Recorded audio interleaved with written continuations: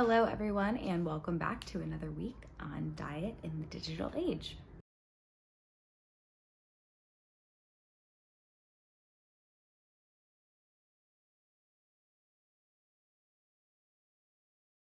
This week we'll be discussing eating disorders and disordered eating with diet culture on social media. Before we get started, I do want to issue a slight content warning as the subject material that we will be discussing is sensitive. The nature of this video is meant to be informative and introspective of eating disorders and disordered eating with social media, but of course, please view this content at your own discretion. Now to get started, as usual, let's start out by defining some key terms. NEDA, or the National Eating Disorder Association, makes the connection that eating disorders and disordered eating both regard problematic eating patterns. In an article titled Disordered Eating versus Eating Disorders by Amy Baker Dennis, published by NEDA, eating disorders are defined as complex mental illnesses that are characterized by persistent disturbances in eating behaviors and impairment in psychological functioning. In the same article, disordered eating is defined as a spectrum of problematic eating disorders, including dieting, skipping meals, fasting, restricting food intake, eliminating specific foods or food groups, binge eating, compensatory behaviors, which include purging, excessive exercising, the excessive use of diuretics, weight loss medications, or laxatives.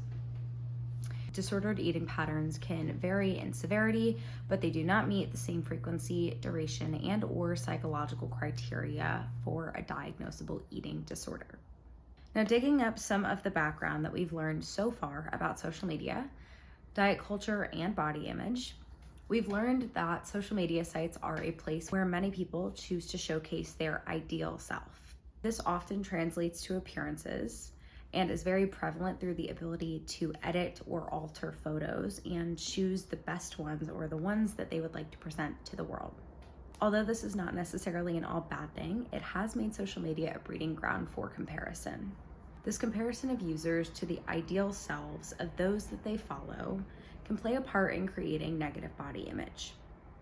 Diet hacks, exercise tips, and eating habits that are shared and promoted across social media and the internet in the name of health and maintaining these ideal selves that sometimes aren't always real to begin with.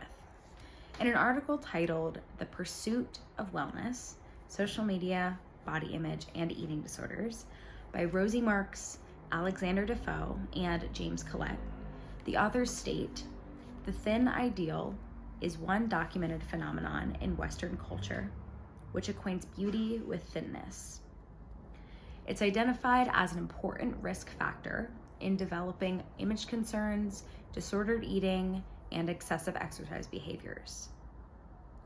Correlation and experimental studies have found that exposure to thinspiration, which are the words thin and inspiration combined, is damaging to body image. The hashtag thinspiration, has been banned on Instagram since 2012. In more recent years, researchers have observed a shift away from this thin ideal and more towards an athletic ideal as a healthier alternative. Now, this links us back to the use of diet culture in social media. As Marks, Defoe, and Collette said, thin inspiration or thinspiration used to be a widely shared concept and a form of content shared among social media sites. The decline of this term thinspo or thinspiration, it doesn't necessarily mean that the idea has left our minds or social media. In that same article, Marks, Defoe, and Collette mention the use of a newer adopted term, which is fitspiration. I'm not sure if you can guess, but that is fitness and inspiration, or fitspo. Fitspiration content often normalizes compulsive exercising and spending excessive amounts of time preparing food. This can push and support the ideals of dieting, skipping meals, fasting, restricting food intake, eliminating specific foods or food groups, all of these things that we discussed earlier in defining what disordered eating is. The normalization and encouragement of compulsive exercise is also a way to promote the need for weight loss in order to maintain a healthy and ideal body or figure. Something that I've personally observed in recent years quite frequently, typically on Instagram and TikTok, is a comment that I've seen a lot, that is drop the workout routine.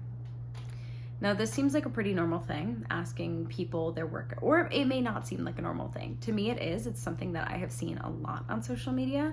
It's become a compliment I typically see under a lot of videos of very attractive looking people, again, on TikTok or Instagram normally. And this has evolved into sort of a new way of saying, you are perfect, I want to look more like you, give me tips to make myself look more like you. With the rise in this kind of comment or fascination regarding workout routines and the drop that workout routine comment, I was curious and wanted to see how often #workout routine is being used on social media, and found that currently there are over 1.5 million posts with the #workout routine on TikTok and 6.7 million posts with the #workout routine on Instagram. Big gap between those numbers, but still both in the millions, which was kind of astounding to me. And that doesn't even account for all the variations, workout routines, plural, just workout, just routine. There's so many variations of this, but just the two words together as a hashtag generated that many posts that have used the hashtag, which was very astounding to me. Now, this is not to say that working out and developing healthier eating habits are bad or performative. There's just a large amount of content on the internet urging people to follow many of these diet culture hacks or tips for instant results or perfection. Now, if we think back to defining diet culture, that is kind of at the core of what we defined it as using these quick fixes to promote weight loss or working towards a healthy or ideal body. These promises of quick fixes regarding what people eat and how often they exercise can lead to serious health issues if not done properly. Undereating, overexerting yourself, or not getting the proper nutrients that you need are all examples of disordered eating or traits that can lead to an eating disorder by following these quick fixes. With that, I'd like to wrap up and thank you for joining me on another week of Diet in the Digital Age. Next week, we will be taking a step back from social networking sites and diving into diet culture within traditional media.